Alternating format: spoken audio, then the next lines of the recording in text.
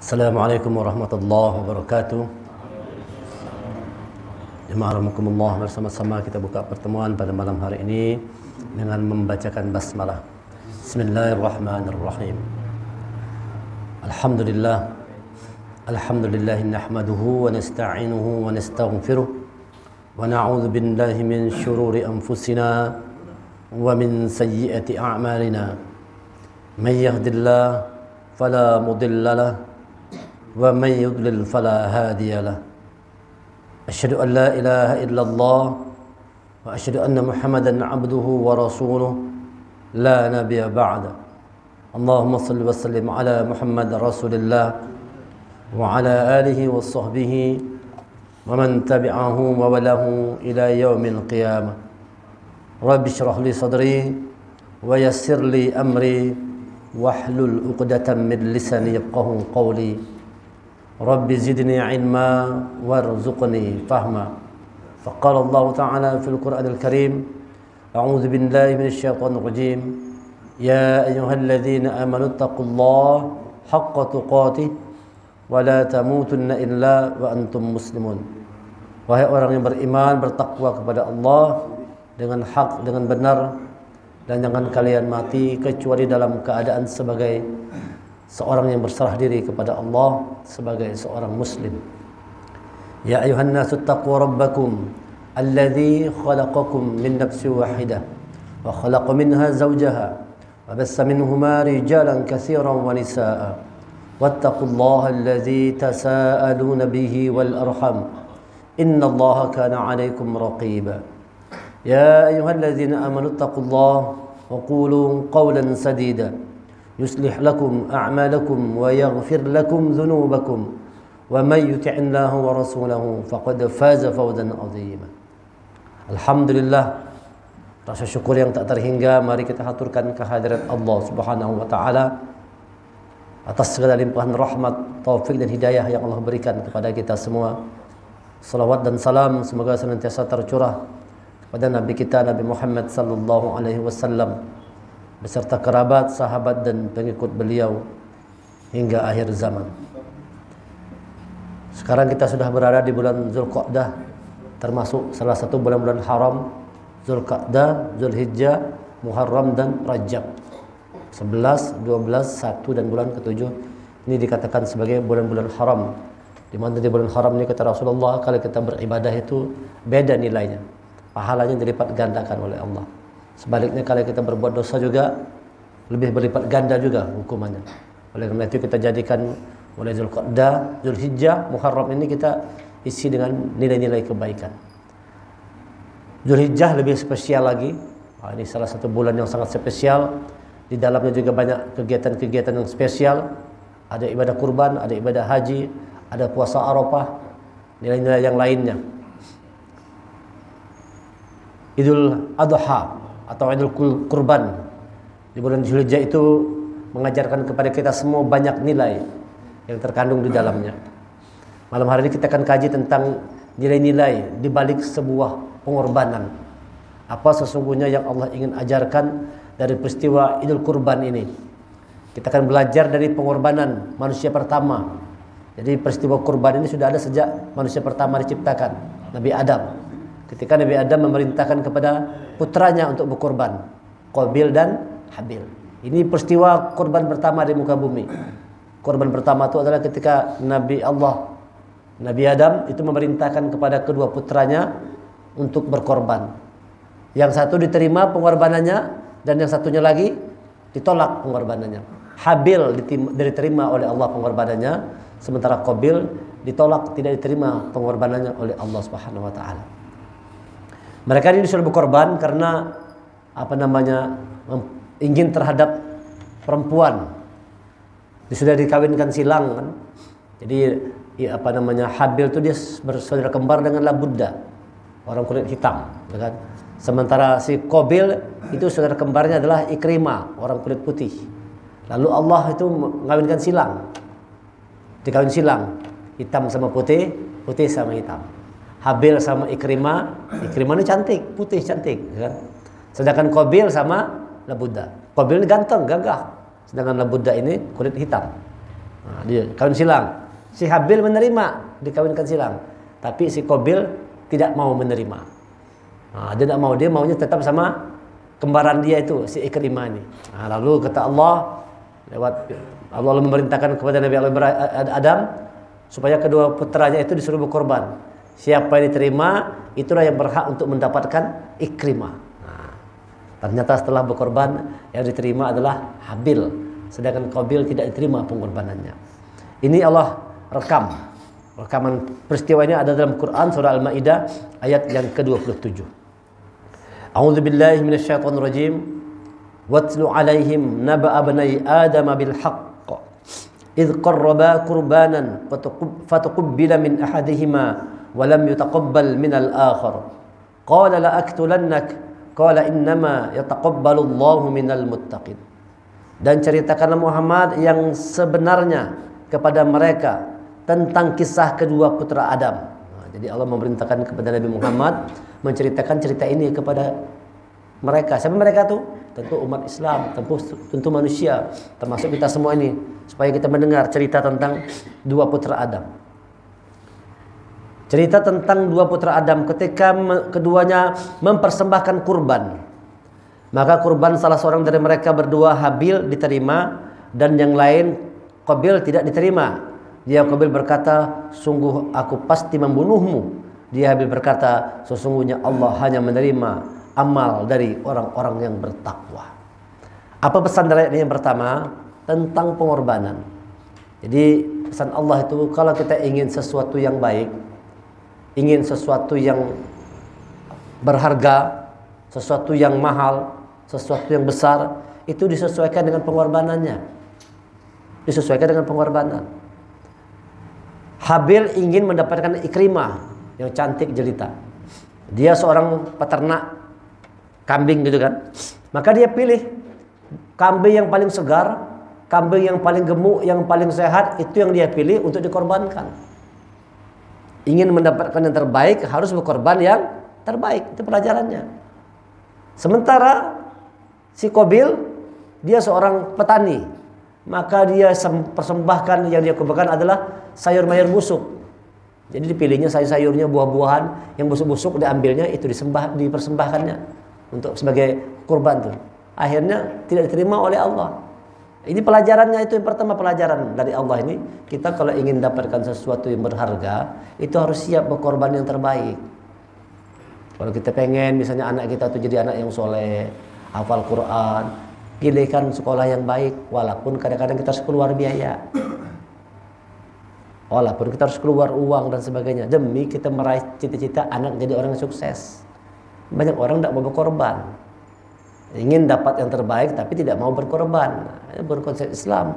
Kalau konsep ekonomi gitu kan, dengan modal yang sekecil-kecilnya dapat untung yang sebesar-besarnya.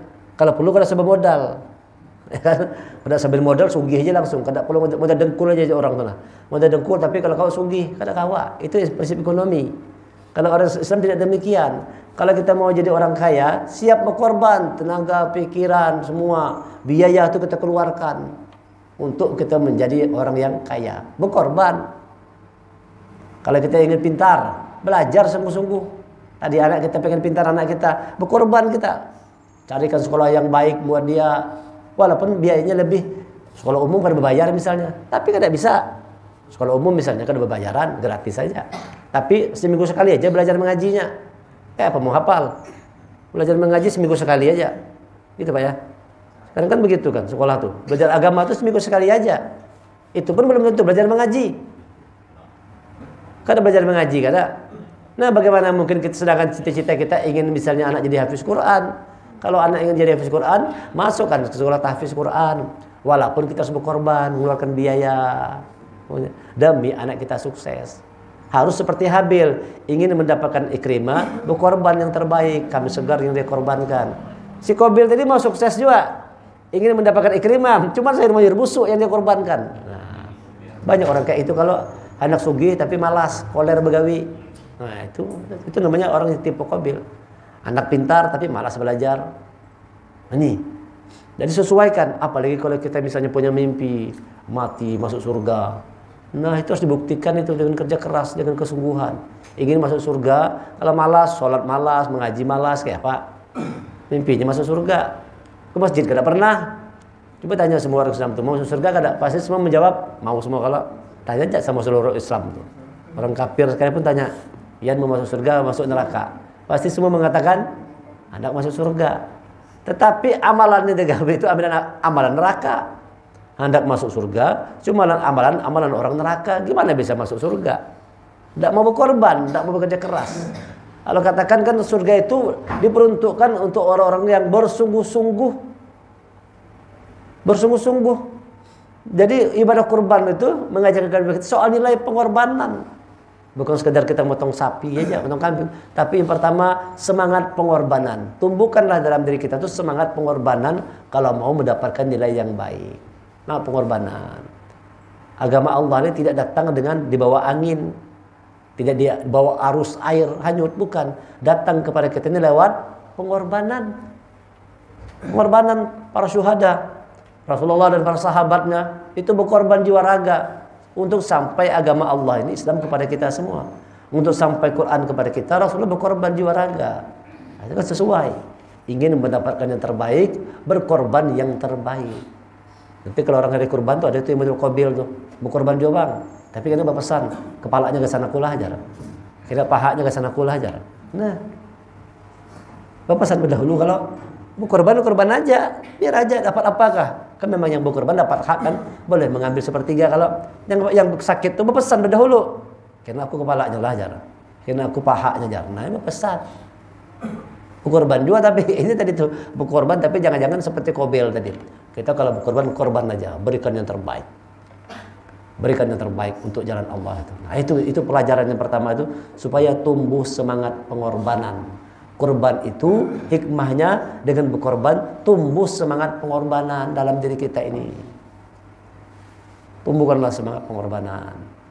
Kalau kita mau sukses harus berani berkorban. Tadi kalau mau sukses berdagang berani keluar modal duluan. Kalau kan keluar modal duluan belum tentu untung lagi kalau nih. Tapi kita berani. Rata-rata orang yang berhasil itu kata orang berani berkorban duluan. Coba kalau ada wani, karena aku tukarakan kalau kena payu kayak apa nih? Gagal nih. Nah, ini duit ini pas-pasan aja nih. Aku tukarkan untuk usaha. Kalau pindah usaha ini gagal, jadilah berusaha. Batal berusaha. Karena takut dengan yang namanya rugi. Orang kalau mau sukses tidak perlu takut rugi. Berani berkorban. Berbuat dulu. Bagaimana hasilnya Allah yang punya urusan. Tugas kita adalah melakukan yang terbaik. Jadi pelajaran pertama, tumbuhkan semangat pengorbanan dalam jiwa kita itu. Kalau kita mau sukses harus berani berkorban yang terbaik. Berikan sesuatu yang terbaik. Apalagi kalau kita punya harapan, punya cita-cita ingin dapat surganya Allah, maka berkorban yang terbaik. Berkorban yang terbaik. Sholat kita diperbaiki, baca Quran kita diperbaiki, amal ibadah yang lain diperbaiki, keikhlasan itu dihadirkan. Keikhlasan dihadirkan. Nah, korban itu supaya kita ikhlas hadir. Nah, jangan sampai kita cuma mau surga, tapi amalan kita tidak menunjukkan amalan orang-orang yang di surga. Coba lihat Quran mengatakan bagaimana orang-orang surga itu. Innal muttaqina fi jannati wa 'uyun akhidhina ma atahum rabbuhum innahum kanu qabla dzalika muhsinin. Sesungguhnya orang-orang bertakwa itu kata Allah di dalam surga yang mengalir sungai-sungai di bawahnya. Fi jannati wa 'uyun. Surga yang ada uyun air matanya, mata airnya. Akhidina ma atahum rabbuhum innahum kanu qabla dzalika muhsinin. Mereka mengambil apa yang diberikan Tuhan kepada mereka. Sungguhnya mereka sebelum itu di dunia adalah orang-orang yang berbuat baik. Jadi orang yang surga itu adalah orang-orang yang ketika di dunia berbuat baik. Innahum kanu qabla dzalika muhsinin, berbuat kebaikan. Berani berkorban jiwa raga, berbuat baik. Wabil ashairum yastaghfirun. Kanu qalilan minal laili ma yahja'un, mereka sedikit sekali tidur pada waktu malam. Orang surga itu malam sedikit tidur. Itu kan pengorbanan. Kalau kita sudah seharian begawe nih, dari pagi sampai sore begawe uyuh sudah. Orang kebanyakan kalau sudah uyuh malam tuh guring aja lagi dah. Malam guring aja lagi. Guring, tidak bisa lagi bangun malam. Padahal kata Allah tuh coba bangun malam. Kanu qalilan minal laili ma yahja'un. Orang-orang surga itu kata Allah sedikit tidur di waktu malam, bangun kita malam. kerjakan 8 rakaat tahajud, 3 witir. Kada mampu juga 2 rakaat tahajud, 1 witir. Kada mampu juga cukup 1 witir aja. Sebelum azan berkumandang tuh sempatkan 1 witir aja. Nah, bagaimana lagi rahmat Allah tuh? Kalau kada mampu 11 rakaat, 3 rakaat barang, 2 tahajud, 1 witir. Tak mampu juga 1 rakaat aja. Hah? Tapi manusia ni kadang kawak ya Allah, 1 rakaat lagi kada mampu juga. Uyuh banyak sudah, ini boring aja. Sudahlah kata Allah, kalau begitu kau istighfar aja. Wabil ashari mustaghfirun, minta ampun aja sama Allah. Ampun ya Allah, aku lemah, letih, tidak bisa bangun malam, minta ampun.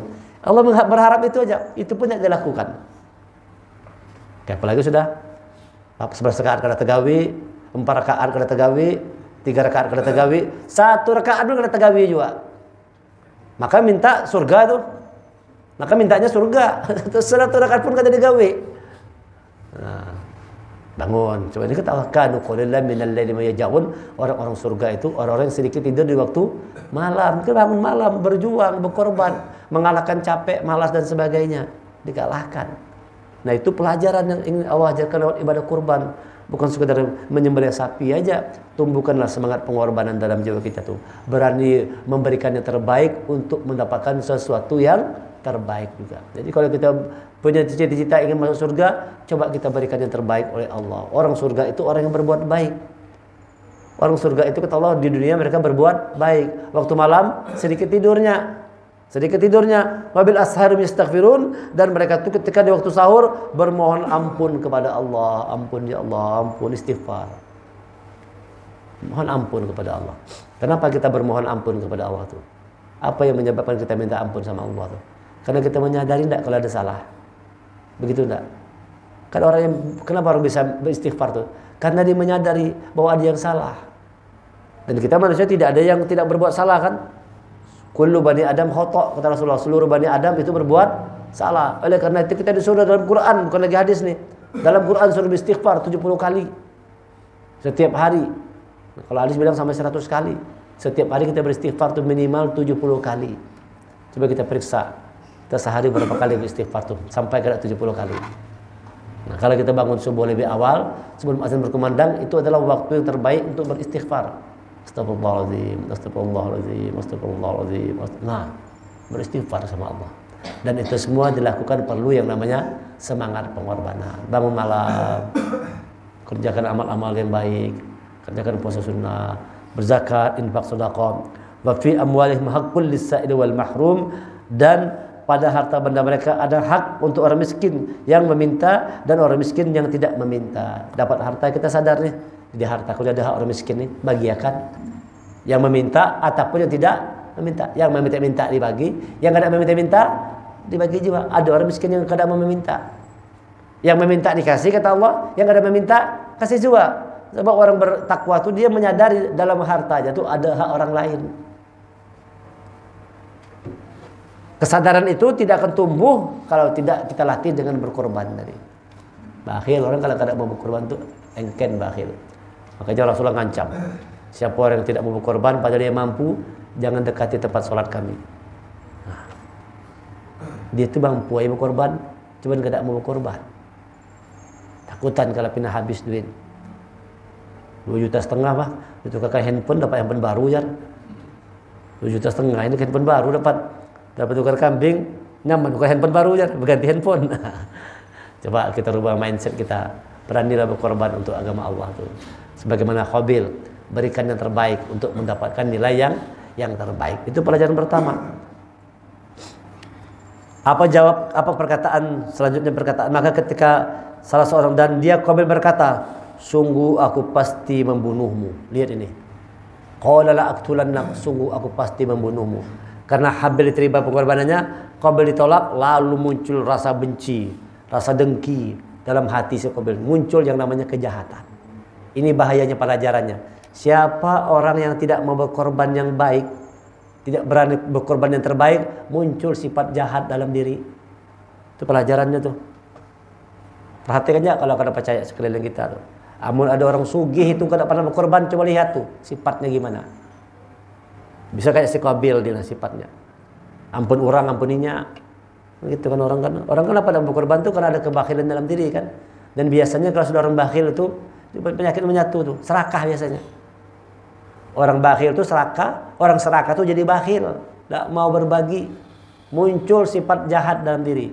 Siapa yang tidak mau berkorban itu lahir sifat jahat sebagaimana Qabil nih, sampai mau membunuh untuk mewujudkan cita-citanya mendapatkan Ikrimah, biar dia bunuh saudaranya pun dia mau. Nah begitu tuh jahatnya orang yang tidak mau berkorban itu. Tumbuh sifat-sifat yang buruk dalam diri kita. Maka buanglah segala macam sifat buruk itu dengan melatih diri untuk mau berkorban. Ayo sisihkan rezeki dari kita. Kalau dikasih Allah rezeki walaupun pas-pasan, misalnya harga kambing sikung 2,5 juta, sekarang naik pulang 3 juta kah? Bisa lebih mahal lagi karena susah barangnya. Kalau kita ada rezeki lebih dikasih Allah dan kita mampu berkorban, coba sekali-kali kita utamakan berkorban. Walaupun kita ada kepentingan yang lain juga. Ada kepentingan yang lain, satu sisi kita mau berkorban, suruh pilih nih. Duitnya pas-pasan. Kalau berkorban yang kita mau kita raih ini kita dapat. Tadi contohnya tadi, nuker handphone sama berkorban, pilih mana? Kita perlu handphone nih. Perlu handphone. Duitnya 3 juta misalnya, dapat nuker handphone. Satu sisi kita mau berkorban. Nah kira-kira orang kebanyakan pilih mana kira-kira? Nuker handphone kah atau berkorban tadi? Coba sekali-kali kita kalahkan kepentingan dunia kita. Bismillah ya Allah, aku berkorban. Janji Allah pasti benar. Innaka la tukhliful mi'ad. Allah tidak pernah mengingkari janjinya. Allah balas dengan berlipat ganda pengorbanan kita. Allah balas dengan berlipat ganda. Itu kadang-kadang perlu kita buktikan janji Allah itu. Dan Allah mengatakan, aku sudah berjanji kata Allah kalau ada ketepatnya boleh menuntut manusia ini. Manusia ini boleh menuntut dengan Allah nanti di akhirat. Ya Allah, aku sudah sholat, aku sudah kenapa aku tidak masuk surga? Boleh menuntut. Tapi Allah mengatakan Allah tidak pernah mengingkari janjinya. Ya, janji Allah itu pasti ditepati. Kalau kita mau berkorban, nanti tunggu waktunya. Sehari, seminggu, sebulan, nanti handphone itu dapat juga. Kasih Allah juga handphone itu. Allah menguji kalau ini orang ini kadar iman, pilih mana? Sebagaimana Nabi Allah Ibrahim itu diuji oleh Allah kan. Mau dapat anak atau dapat Allah. Bahasanya gitu kan. Cinta anak atau cinta Allah.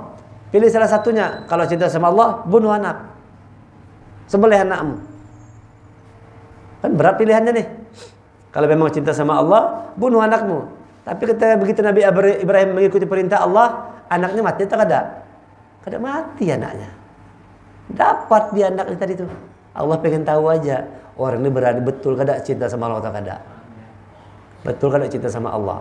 Nabi Allah Ibrahim dia buktikan dia cinta sama Allah, dia siap mengorbankan anaknya. Masya Allah. Tapi pada akhirnya Allah tahu juga dengan hati Nabi Ibrahim, tidak digantilah Nabi Ismail dengan seekor kibas tadi, domba besar. Diganti dengan bihin azim, dengan korban yang besar, domba besar. Diganti oleh Allah, dapat semuanya. Rahmat Allah dapat, anak pun diberikan oleh Allah. Allah hanya pengen tahu sampai di mana kadar keimanan Nabi Allah Ibrahim. Nah kadang-kadang dalam hidup ini kita kayak itu juga. Ada juga ujiannya. Allah pengen tahu kadar iman kita di mana ini. Nah, pilih handphone tadi atau pilih berkorban. Sekali-kali menangkanlah urusan agama Allah. Bismillah, aku berkorban duluan. Kalau memang Allah berkehendak, insya Allah nanti handphone dapat aja. Yakin ya? Paling itu kan berapa lama tuh, sebulan 2 bulan dapat dua handphone tuh. Janji Allah gitu kan. Nah, ya, pelajaran yang pertama, kalau kita ingin dapatkan nilai yang terbaik, harus berkorban yang terbaik. Pelajaran yang kedua, hikmah yang kedua, orang yang tidak berkorban yang baik, tidak mau berkorban, itu lahir sifat-sifat buruk dalam dirinya. Lahir sifat-sifat buruk dalam diri, sebagaimana Qabil pada ujungnya dikatakan, aku akan bunuhmu. Wah, lihat tuh sifatnya jadi buruk.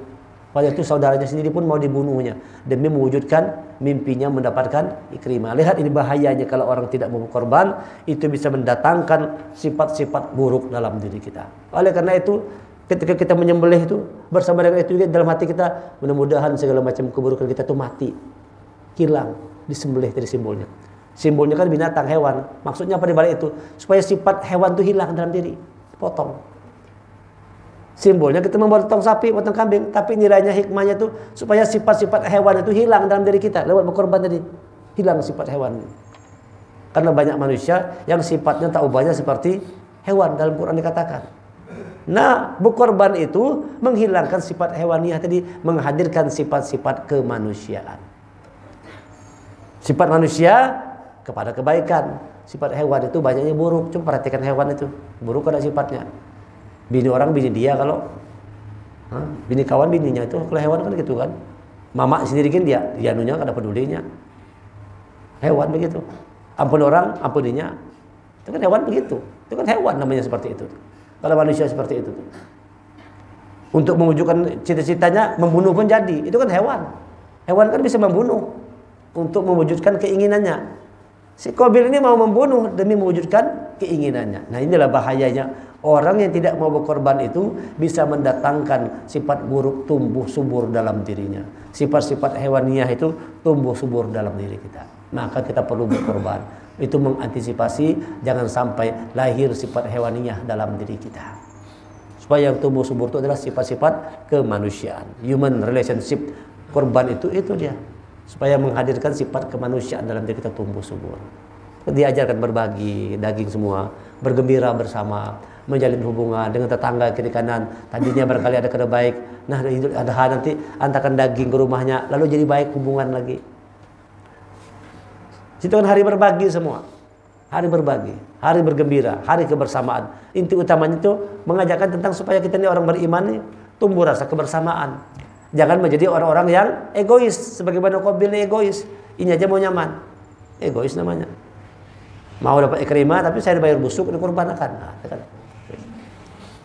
Qala innama yataqabbalullahu minal muttaqin. Sesungguhnya Allah hanya menerima pengorbanan dari orang-orang yang bertakwa.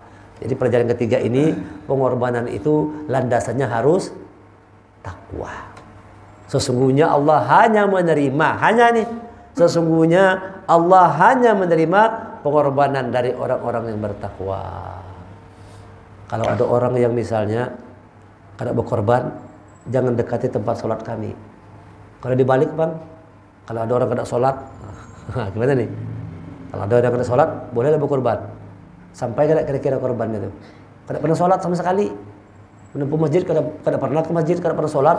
Tapi abang sampai tahun berkorban terus. Kira-kira terima tak korbannya? Allah katakan, qala innama yataqabbalullahu minal muttaqin. Sesungguhnya Allah hanya menerima pengorbanan dari orang-orang yang bertakwa. Barangkali dia berkorban, korban aja, tapi kata Allah tidak terima pengorbanannya. Kenapa? Yang berkorban tidak bertakwa. Allah hanya menerima pengorbanan dari orang-orang yang bertakwa. Kadang-kadang ada kayak itu kan, orang kafir gitu ada juga gitu. Kalau sudah hidup kurbannya ada nyumbang kan? Nah nyumbang jualnya. Orang kafir tuh nyumbang juga, nyumbang sapi. Diterima tuh pengorbanan tuh. Quran mengatakan Allah hanya menerima pengorbanan orang-orang yang bertakwa. Boleh enggak berkorban itu? Boleh-boleh aja. Kalau ditanya boleh enggak mereka berkorban yang kada bertakwa tadi? Orang musyrik tadi berkorban boleh enggak? Boleh-boleh aja. Cuma tidak sampai ke Allah. Karena yang sampai ke Allah itu orang yang berkorban atas dasar ketakwaannya kepada Allah. Jadi nanti kalau kita dikasih rezeki, niatkan berkorban itu karena ketakwaan kepada Allah. Hah? Halal aja. Boleh, orang mau berkorban boleh aja. Yang penting kitanya bolehnya. Ya kalau boleh aja berkorban, boleh aja ya, Bang. Iya boleh. Apa diterima lah. Nah, itu kalau tahu lagi ya, Bang. Enggak, terima enggak? Nah, kalau Quran bilang kada terima bilang. Kalau kayak itu batal berkorban. Batal berkorban. Ya, berkorban boleh-boleh aja. Kita sembari dengan syariat Islam halal dimakan. Cuman yang berkorban kada dapat apa-apa. Karena Allah katakan tegas Quran ini, qala innama yataqabbalullahu minal muttaqin. Sesungguhnya Allah itu menerima amal, termasuk berkorban tadi kan, menerima amal dari orang-orang yang bertakwa. Jadi setiap kita beramal itu landasannya takwa kita kepada Allah. Landasannya takwa. Orang mau pemilu misalnya, nanti kan target adalah pemilu 2024. Bagi-bagi duit, bagi-bagi baju, bagi-bagi beras. Diterima enggak? Kalau kita melihat ayat ini. Kalau karena ketakwaan diterima kan? Tapi kalau niatnya supaya dicoblos, nah, ini kan bukan karena ketakwaan. Boleh enggak? Boleh-boleh aja. Cuma enggak tahu diterima Allah atau enggak itu. Hah? Apa namanya? Gratifikasi lah. Ya kalau termasuklah itu gratifikasi. Tapi kan ini pada kan kalau ini cuma memberi aja, terserah pian aja, pintar juga ya. Kami memberi pang, kada pang harus memilih kada juga terserah pian. Cuman orang-orang yang sudah menerima kan kada nyaman. Nah, ini. Jadi Quran mengatakan sesungguhnya Allah hanya menerima amal, hanya. Qala innama yataqabbalullah minal muttaqin. Sesungguhnya Allah hanya menerima pengorbanan amal dari orang-orang yang takwa. Jadi kita kalau berbuat baik, landasannya karena takwa kita kepada Allah. Jadi pelajaran yang pertama, berikan yang terbaik untuk dapat nilai yang terbaik. Pelajaran yang kedua, siapa yang tidak mau berkorban padahal dia mampu, dia korbankan yang buruk. Qabil kan sebenarnya mampu yang terbaik, cuman yang buruk itu bisa mendatangkan sifat-sifat buruk tumbuh dalam diri kita. Lahir sifat-sifat keburukan. Yang ketiga, bahwa yang namanya amal itu landasannya haruslah ketakwaan kita kepada Allah. Allah tidak akan menerima pengorbanan kalau bukan landasannya ketakwaan kepada Allah. Takwa kepada Allah. Kita sholat karena ketakwaan, kita mengaji karena ketakwaan. Apapun yang kita berinfak, zakat, sedekah karena ketakwaan. Kita berkorban karena ketakwaan. Bukan kadang-kadang nyaman. Kadang nyaman kena berkorban. Kadang-kadang nyaman. Ini disambati orang engken jar. Padahal seorang ini sugih mampu berkorban, kena berkorban. Padahal hati kada mau. Nah, ini bukan takwa. Orang bertakwa itu betul-betul apa yang dilakukan ikhlas semata-mata karena Allah. Nah. Itu yang ketiga. Yang berikutnya, la in basatta ilayya yadaka litaqtulani ma ana bibasiti yadayya ilayka liaqtulak. Inni akhafullah rabbal alamin. Sungguh jika engkau Qabil menggerakkan tanganmu kepadaku untuk membunuhku, aku tidak akan menggerakkan tanganku kepadamu untuk membunuhmu. Lihat ini perkataan Habil. Perkataan Habil adiknya tadi yang bertakwa tadi. Seandainya engkau gerakkan tanganmu untuk membunuhku, aku tidak akan menggerakkan tanganku untuk membunuhmu. Lihat itu. Artinya apa nih? Bahwa ketakwaan itu menghadirkan kebaikan. Orang yang tidak bertakwa kan yang datang adalah keburukan. Tapi orang bertakwa itu menghadirkan kebaikan. Tidak mau membalas. Kalau kamu membunuh aku tidak akan membunuhmu. Lihat itu. Itu pelajarannya itu. Jadi kalau akhlaknya. Jadi kalau kita berani berkorban. Makanya ada Quran mengatakan lan tanalul birra hatta tunfiqu mimma tuhibbun. Kalian tidak akan sampai pada satu kebaikan sebelum berinfak. Lan tanalul birra hatta tunfiqu mimma tuhibbun. Kalian tidak akan sampai pada satu kebaikan sebelum menginfakkan sebagian harta yang kalian cintai. Sebagian harta yang kalian cintai. Si Qabil yang dia berikan, yang dia cintai atau yang tidak? Yang tidak dia cintai lagi, saya mayar busuk yang dia korbankan. Kalau Habil yang dia cintai, ini kambing yang paling segar, yang paling bagus, yang paling baik, itu yang dia korbankan. Padahal dia sayang, tapi berani mengorbankan. Qabil tidak demikian, saya mayar busuk yang dipilihnya. Nah, ini dia.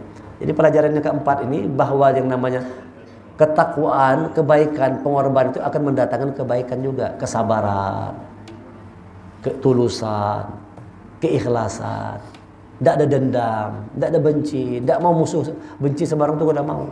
Kalau kamu membunuh aku tidak akan menggerakkan tanganku untuk membunuhmu. Tidak mau membalas dia, tidak mau membalas. Orang baik akan datang yang baik. Jadi kalau kita melakukan kebaikan, yang datang juga adalah kebaikan. Kalau kita melakukan keburukan, yang datang juga adalah keburukan. Al-Quran mengatakan begitu. Aku takut kepada Allah, Tuhan seluruh alam. Lihat ini perkataan si Inni akhafullah rabbal alamin. Sesungguhnya aku takut kepada Allah. Nah, jadi orang-orang yang bertakwa kepada Allah itu lahir rasa takut dalam diri. Anak berbuat jahat itu takut. Orang yang bertakwa kepada Allah, orang yang biasa berkorban itu di jalan Allah ya, itu menghadirkan rasa takut kepada Allah. Ingin berbuat buruk itu takut. Inni akhafullah rabbal alamin. Sesungguhnya aku takut kepada Allah, Tuhan seluruh alam. Kalau Qabil kada takut.